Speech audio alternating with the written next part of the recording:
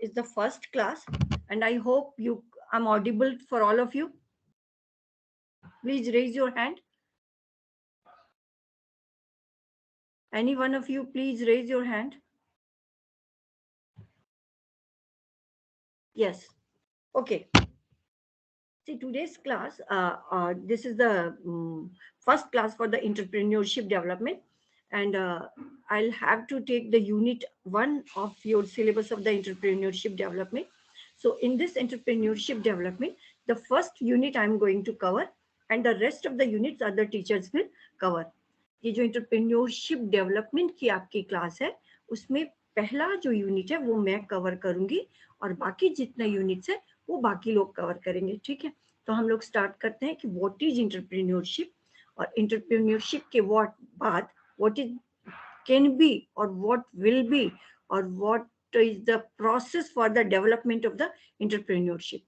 So one by one we will start, since not only the commerce students have joined, I know that the arts and the science students are also here.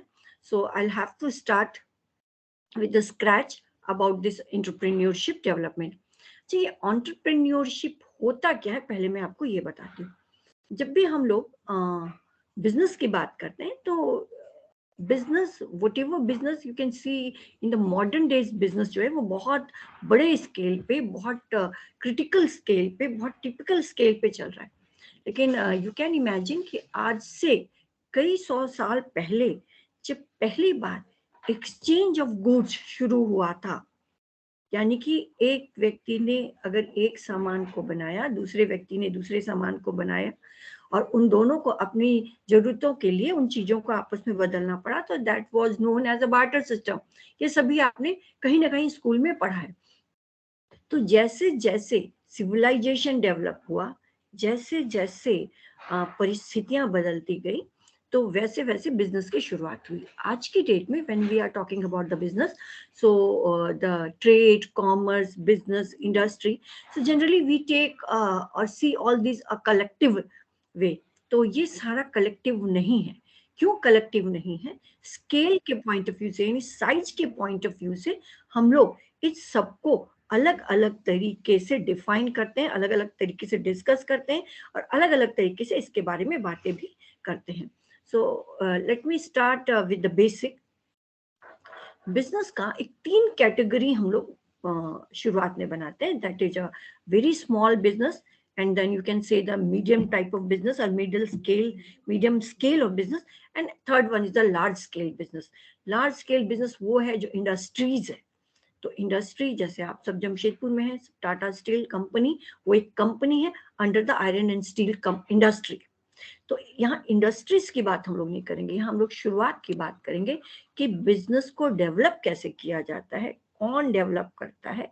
जो develop करता है, why we call them entrepreneur, what is the reason behind this.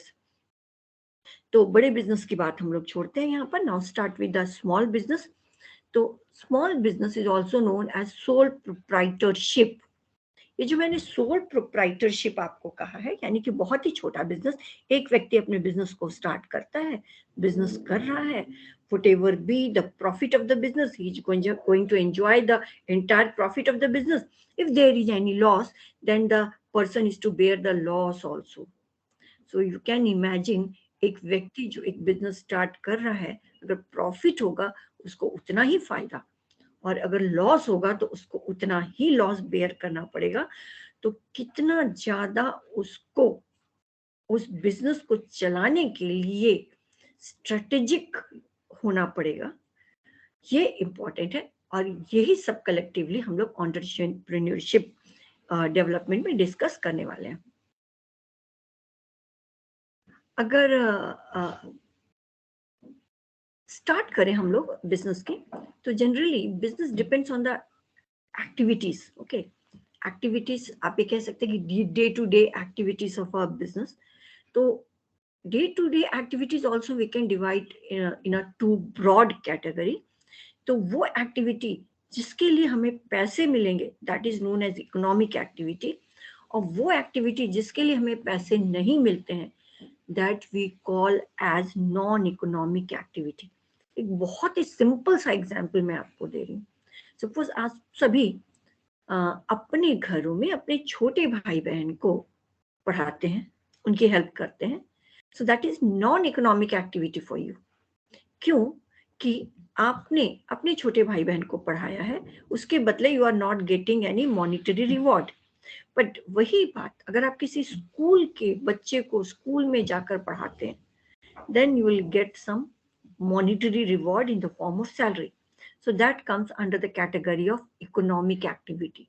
यानी simply जिस काम के लिए आप पैसे अर्न करेंगे वो इकोनॉमिक एक्टिविटी हुई, जिस काम के लिए आप पैसे अर्न नहीं कर पाएंगे वो नॉन इकोनॉमिक एक्टिविटी हुई।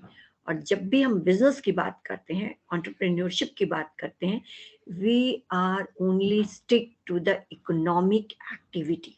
ठीक है, हम यहाँ उन्हीं बिजनेस की बात करेंगे जो कि प्रॉफिट कमाने, पैसे कमाने के पॉइंट ऑफ व्यू से बनाया गया है, डेवलप किया गया, क्रिएट किया गया है, रजिस्टर्ड किया गया है। And suppose some activities can be there which are not for the purpose of earning of money, like suppose there is a recreation activity, कोई क्लब है जो सिर्फ लोगों को कुछ अच्छी बातों से अवेयर कराती है। ठीक है, कोई भी रीजनल इंस्टीट्यूशन है, कोई क्लब है, कोई हॉस्पिटल है, कोई चैरिटेबल इंस्टीट्यूशन है, कोई स्कूल कॉलेज हो सकता है जो कि पैसे कमाने के पॉइंट ऑफ व्यू से नहीं बनाए गए हैं।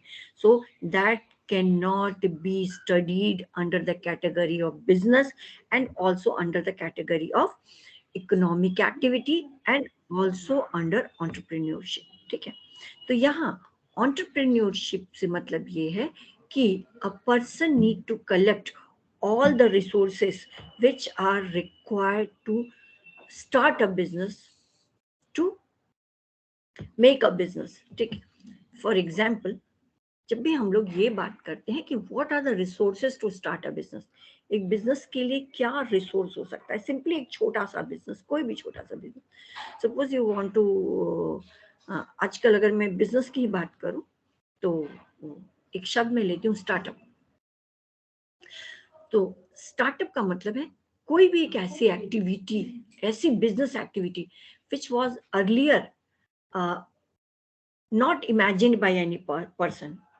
जैसे जोमेटो, ये पर्टिकुलर कंपनी ऑर्गेनाइज है, अभी अच्छी बड़ी कंपनी हो गई है, बट ये जब शुरू हुई थी स्टार्टअप के रूप में शुरू हुई थी, तो शायद किसी ने नहीं सोचा होगा कि जोमेटो एक फूड डिलीवरी ऑर्गेनाइजेशन के रूप में ये बिजनेस को शुरू किया जा सकता है। ओला और उबर, इस तरीके का बिजनेस शुरू किया जा सकता है। तो ये आप ऑनलाइन आजकल सामान सब खरीद रहे हैं, ऑनलाइन ई कॉमर्स बिजनेस ये शुरू किया जा सकता है, ऐसा शायद पहले किसी ने इमेजिन नहीं किया होगा। तो जैसे जैसे हमारे एनवायरमेंट, आप कहिए कि आप बिजनेस एनवायरमेंट या जो दूसरे एनवायरमेंट है डेवलप होते जा रहे हैं, तो वैसे वैसे द बिजनेस आइडियाज भी डेवलप होता जा रहा है। तो द पर्सन जो कि इन आइडियाज के लिए सोचता है, पहली बार सोचता है कि हाँ ऐसा होना चाहिए, and for this he is going to collect all the required resources, and after collecting all resources now he need to put all those resources into actually in the form of making or starting or creating of a business. Then the risk starts, either he will fail or either he will success. So if he will fail, तो आप समझ सकते हैं कि जितना उसने मेहनत की है सारा का सारा लॉस हो गया। And if the person is success, तो सक्सेस का मतलब है सक्सेसफुल बिजनेस। तो जो व्यक्ति ये सोचे कि मैं फेल होऊंगा, हो सकता हूं, फिर भी मैं बिजनेस को स्टार्ट करूं, इसी करेज को कहते हैं risk taking ability. This is the important point here, कि इसी करेज को बोलते हैं रिस्क टेकिंग एबिलिटी। तो फिर से मैं इस पॉइंट को थोड़ा सा और डिफरेंट वे में आपको बताने की कोशिश कर रही हूँ, because this is only the important point into the business. एक छोटा बिजनेस हो, मैंने कहा था सोल ट्रेडिंग बिजनेस, एक छोटे बिजनेस को हम कहते हैं, एक ही व्यक्ति शुरू करेगा और वो उसको किसी भी स्केल तक, यानी कि थोड़ा धीरे धीरे बढ़ाते हुए आगे लेकर जाएगा। मैंने क्यों कहा कि एक ही व्यक्ति शुरू करेगा?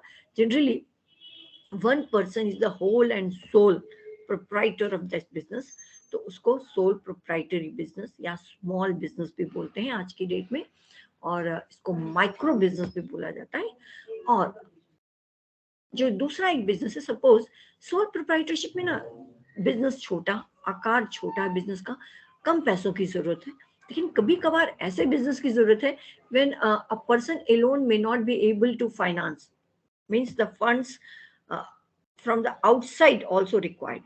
तो अगर मान लीजिए एक व्यक्ति कोई एक बिजनेस 10 लाख रुपए लगाकर शुरू कर रहा है, बट वो बिजनेस ऐसा है कि उसमें कम से कम 30 लाख रुपयों की जरूरत है, तो instead of going to initiate or taking initiative as a one single person, he can take two or more person also with him।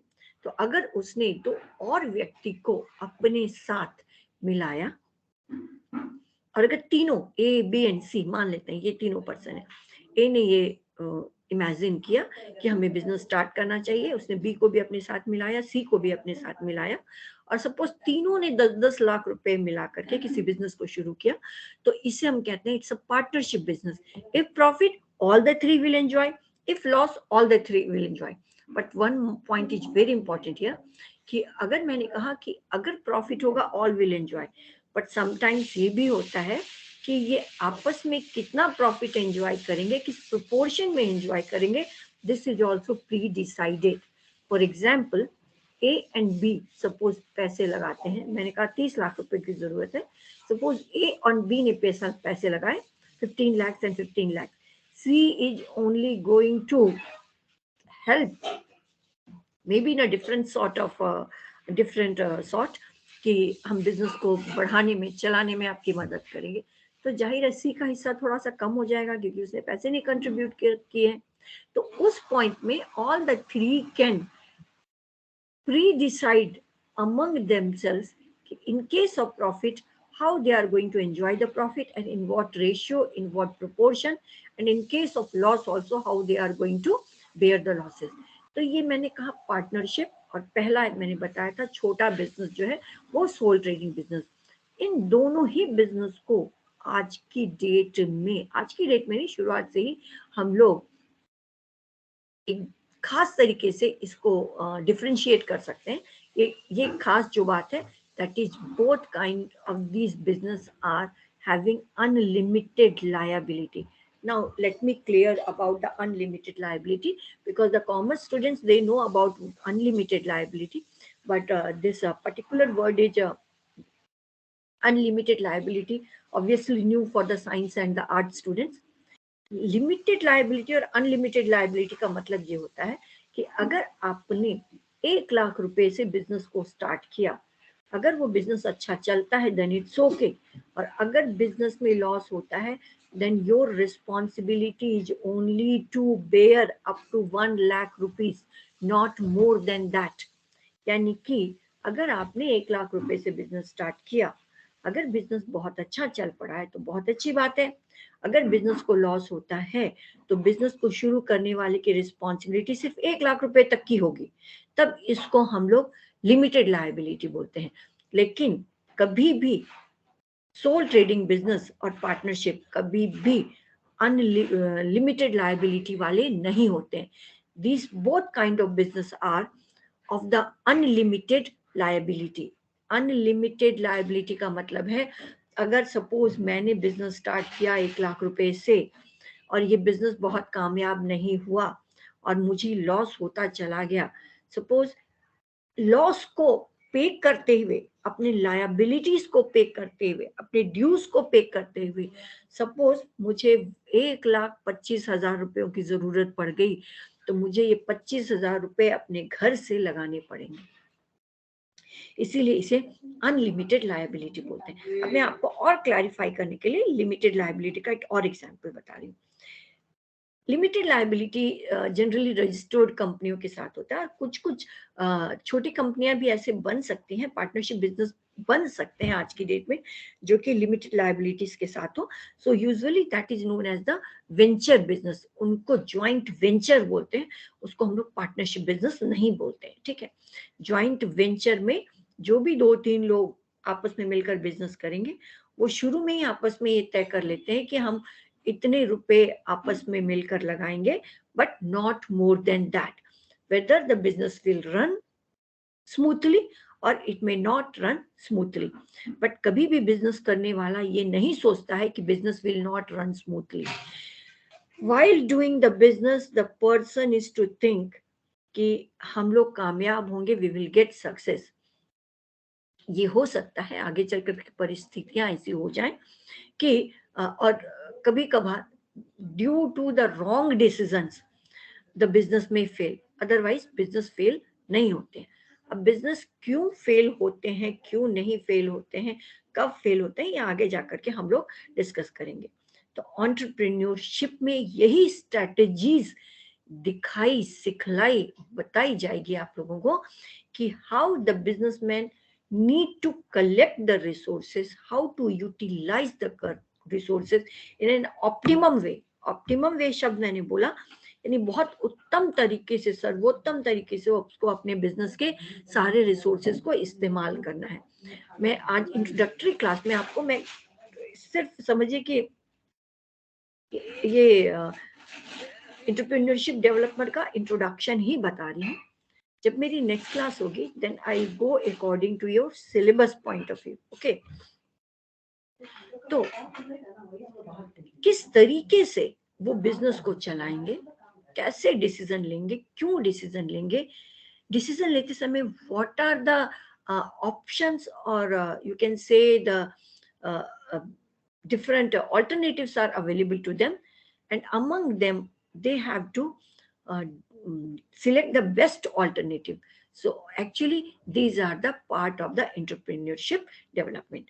तो entrepreneurship development में मैं आपको बता रही थी कि जो बड़ा, मैंने आपको जब बताना अभी जो पॉइंट पे छोड़ा था, मैंने कहा था आपको जल्दी से समझ में आए, इसलिए मैं ये कोशिश करूंगी कि लिमिटेड लायबिलिटी और अनलिमिटेड लायबिलिटी ये दोनों बातें आपको क्लियर हो जाए. क्योंकि आगे चलकर जब भी हम एंटरप्रेन्योरशिप डेवलपमेंट की बात करेंगे, may be all the time the other teachers और may be we will continuously use this word limited liability and unlimited liability. तो आप कंफ्यूज ना हो उस समय. इसीलिए बड़ी कंपनियों के साथ ऐसा होता है कि मान लो टाटा स्टील की बात मैंने कही, मान लेते हैं कि टाटा स्टील जब शुरुआत हुआ था तो उसका एक शेयर का दाम 10 रुपए था.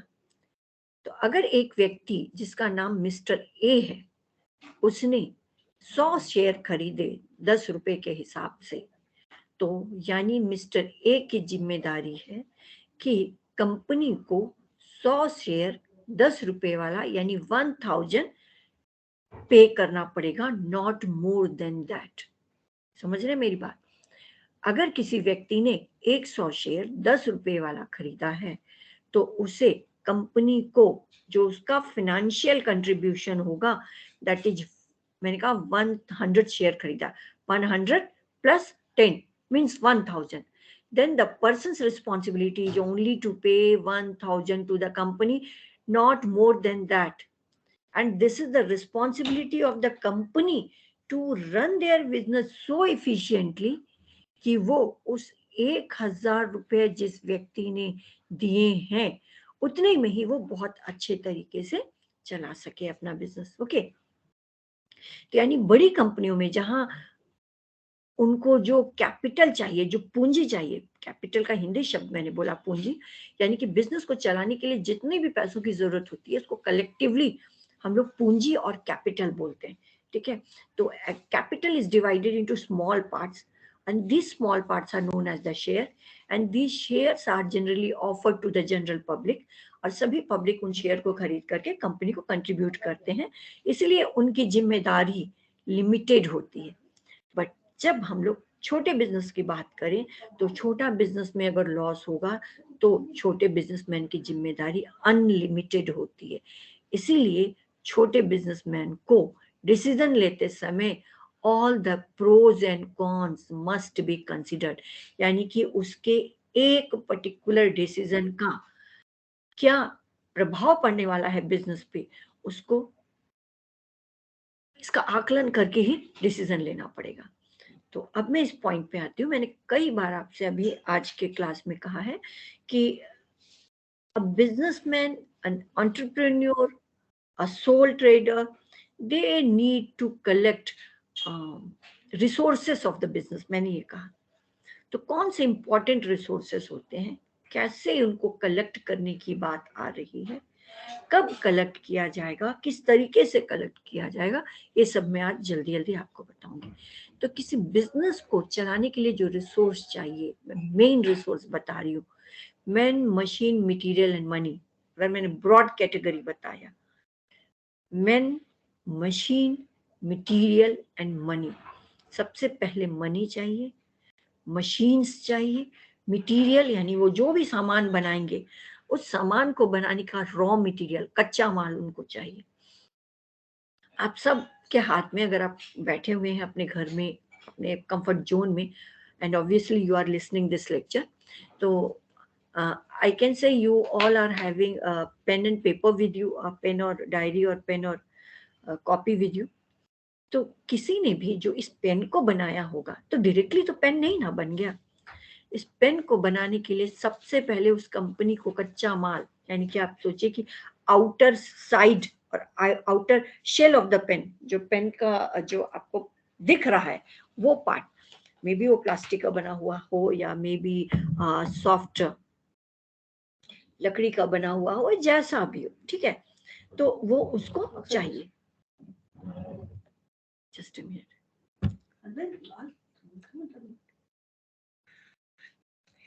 वीर गुंडी,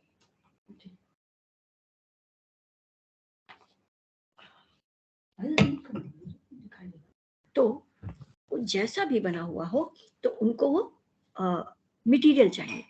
तो इसके बाद इसके अंदर का जो आप रिफिल बनता है, रिफिल चाहिए, उसका इंक चाहिए, उसको कैसे शेप में बनाना है, किस तरीके से सिलिंड्रिकल शेप देना है, वो क्या मटेरियल होना चाहिए, कैसी क्वालिटी का होना चाहिए।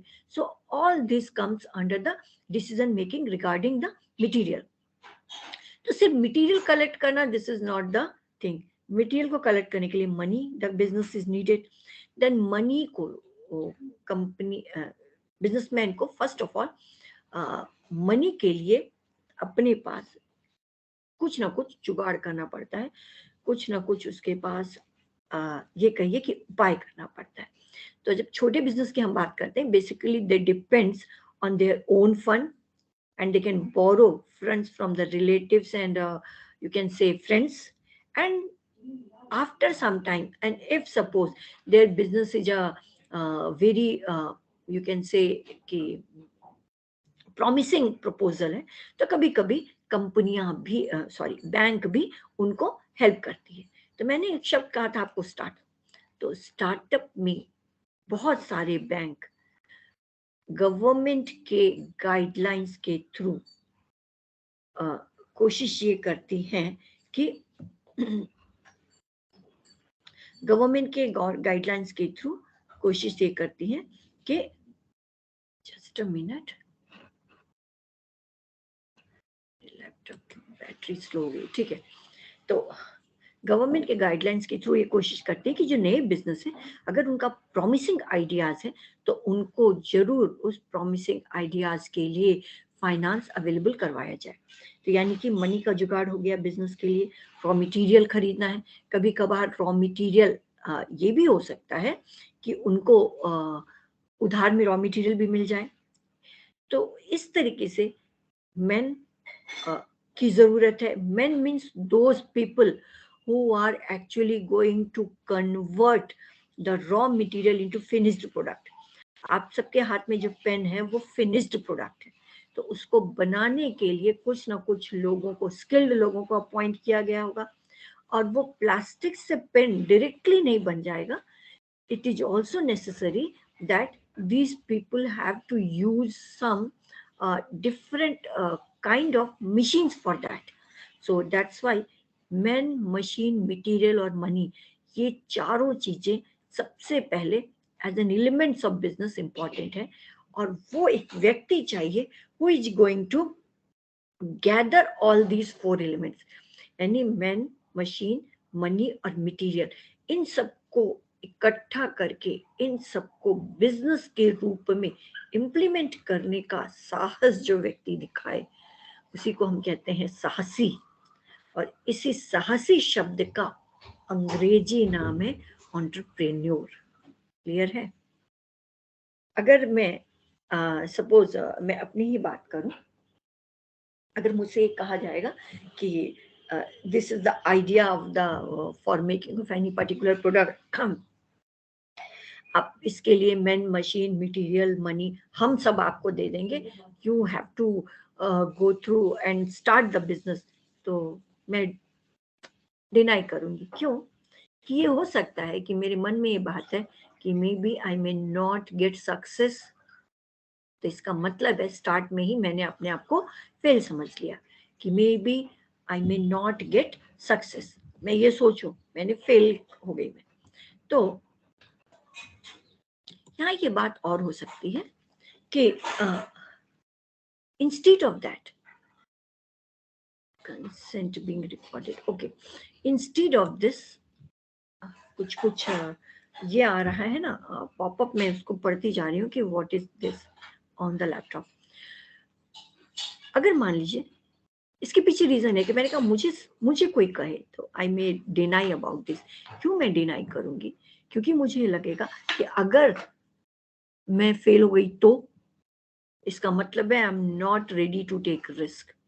अगर मैं रिस्क लेने के लिए रेडी नहीं हूं तो मैं एंटरप्रेन्योर नहीं हूं। ठीक है? तो ये जरूरी है कि मुझे एंटरप्रेन्योर बनने के लिए रिस्क लेना पड़ेगा, और जिस व्यक्ति में ये रिस्क टेकिंग एबिलिटी होता है उसे ही हम लोग एंटरप्रेन्योर कहते हैं।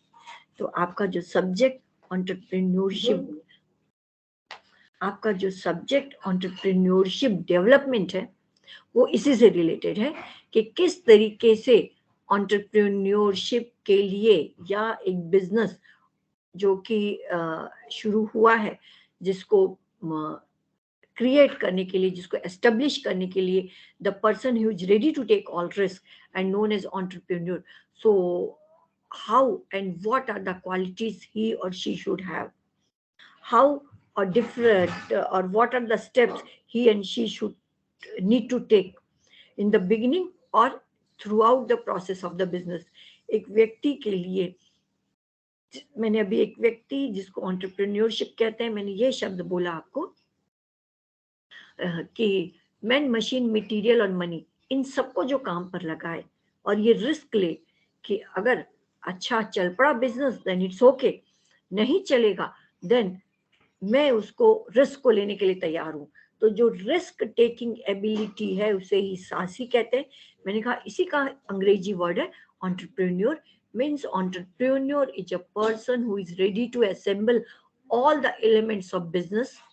After assembling all the business elements, after collecting all the business resources, he is ready to put for all those into the business, and for this purpose it is necessary that he is to think about the idea of the business। अब मैं idea पे आती हूँ जो कि पहला first step है business के लिए। मुझे लगता है एंटरप्रेन्योर कौन है, क्या है, आपको ये बात क्लियर हो गई होगी। एक बार फिर से, बिजनेस को चलाने का साहस जो व्यक्ति दिखाए, यानी प्रॉफिट हो तो एंजॉय करेंगे, लॉस हो तो बेयर करेंगे, उसको ही हम लोग एंटरप्रेन्योर बोलते हैं।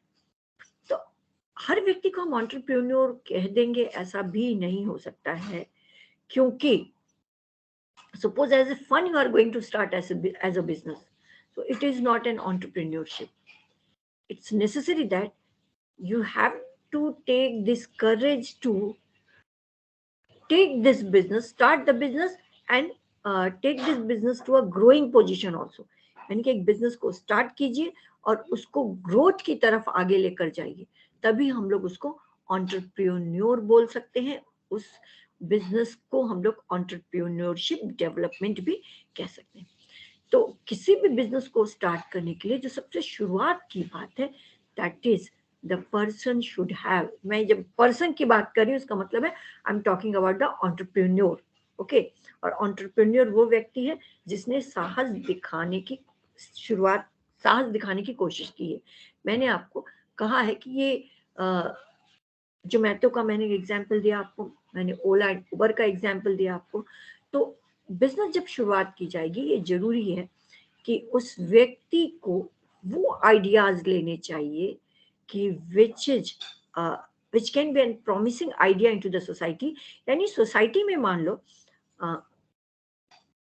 फॉर एग्जांपल सोसाइटी में या बाजार में या बिजनेस वर्ल्ड में अभी एक मोबाइल फोन बन रहा है। मैंने मोबाइल फोन इसलिए ले लिया कि मुझे आसान लग रहा है ये उदाहरण आप सबको बताना, आप सबके लिए भी ये पसंदीदा गैजेट है इसीलिए।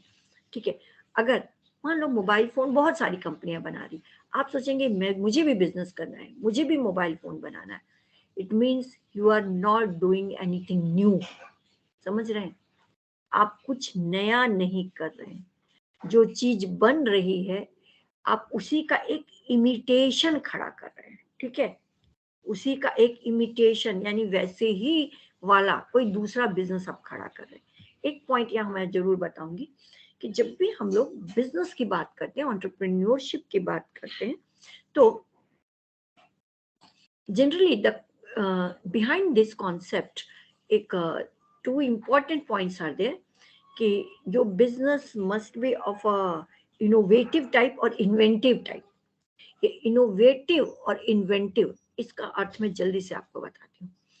इन्वेंटिव का मतलब है पहली बार अगर कोई व्यक्ति कोई काम करे, कोई सामान बनाए, तो उसको हम कहते हैं इन्वेंशन, आविष्कार किया। साइंस वालों को पहले ही पता है बहुत सारा आविष्कार हुआ है, आर्ट्स वालों को भी पता है आविष्कार क्या है, कॉमर्स वालों को भी बिजनेस के पॉइंट से भी जब उन्होंने इंटरमीडिएट पढ़ा होगा ना कभी उनको इन्वेंशन के बारे में बताई गई होगी। तो जो सबसे पहला व्यक्ति ने अगर मोबाइल फोन बनाया था, तो ये मोबाइल फोन शुरू में you all know it was like a feature phone. या तो फीचर फोन के रूप में था और या फिर बिजनेस क्लास का फोन था, उसको छोड़ दीजिए। बिजनेस क्लास का फोन जो बहुत महंगा उस समय हुआ करता था, आम लोगों की पहुंच के बाहर। तो इसलिए मैं स्टार्ट करती हूँ कि जब व्यक्ति ने नोकिया ही नहीं, मैं बोलूँ कि इस कंपनी ने बहुत ज़्यादा अपना नाम कमाया था इस फील्ड में, तो उसने फीचर फोन बनाया था। फीचर फोन का मतलब है you can talk to, you can contact to any other person. आप ज़्यादा से ज़्यादा बात कर सकते हैं। फिर इसी फीचर फोन में बहुत सारे दूसरे दूसरे एक्स्ट्रा फीचर्स डाले गए, यानी नई नई चीज़ डाली गई। आप फीचर फोन के बाद आप उसमें गाने सुन सकते हैं, रेडियो सुन सकते हैं। फिर उसके बाद उसका दूसरा एंड्रॉयड वर्जन आ गया। आप कैमरा, आप internet and this and that everything एक एक एक एक करके उसमें पुटअप करने लगे। तो जो फीचर फोन में ये जो एक्स्ट्रा एक्स्ट्रा एक्स्ट्रा जो पुटअप करते हैं, these are not the invention। क्योंकि फीचर फोन जब बना, that feature phone is invention. और उसमें जितना भी सुधार किया गया, whatever extra features are added, and still the companies are keep on adding, so this is known as innovation। innovation का मतलब जो चीज पहले से है उसमें ही आप कुछ एक्स्ट्रा ऐड करेंगे, दैट इज इनोवेशन। अगर आज की डेट में कोई कंपनी कोई एक, मान लीजिए एक सिंपल एक शैम्पू का बॉटल बना रही है, तो इस शैम्पू के बॉटल के अंदर जो सामान है, सपोज यही है, जो सॉल्यूशन है वो वैसा ही है, बट कंपनी ने अगर उसकी बॉटल का स्टाइल चेंज कर दिया, डिजाइन चेंज कर दी, this is also innovation. It means एक सामान को बेचने के लिए कंपनियां अगर डिसीजन लेती हैं, छोटे बिजनेस की बात कर रही हूँ, नॉट ओनली कंपनी। सपोज मैं कॉमर्स की हूँ तो मुझे कंपनी शब्द बोलने की बहुत ज्यादा आदत हो गई है।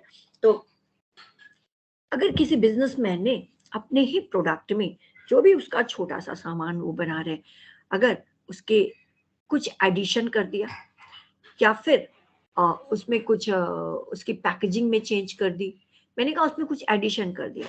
सपोज कुछ हेयर ऑयल बनाने वाली कंपनी ने अपने नॉर्मल से कोकोनट ऑयल में कुछ परफ्यूम डाल दिए, कुछ फ्रैग्रेंस मिला दीजिए, इसका मतलब है वो इनोवेशन, उसने कुछ नया किया ताकि वो अपने प्रोडक्ट को मार्केटेबल बना सके।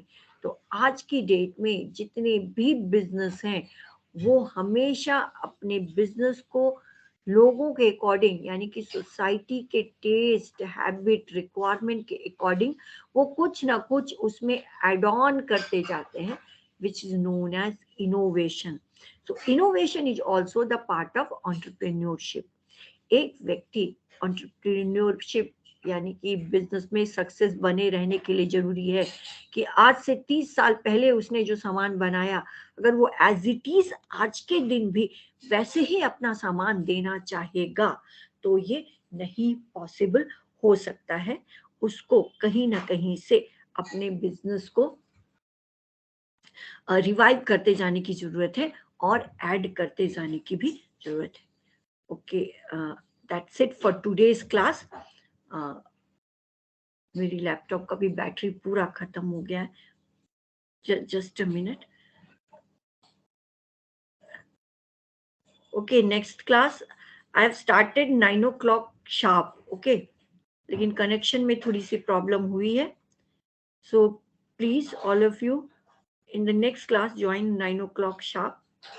In the next class we will start we'll start with it कि what is the difference of between the innovation and invention, और innovation और invention की क्यों जरूरत पड़ी, और entrepreneurship में इसका क्या importance है. So entrepreneur is the business who is ready to take risk to start the business. If profit he is going to enjoy, if loss he is going to bear. Okay, thank you very much.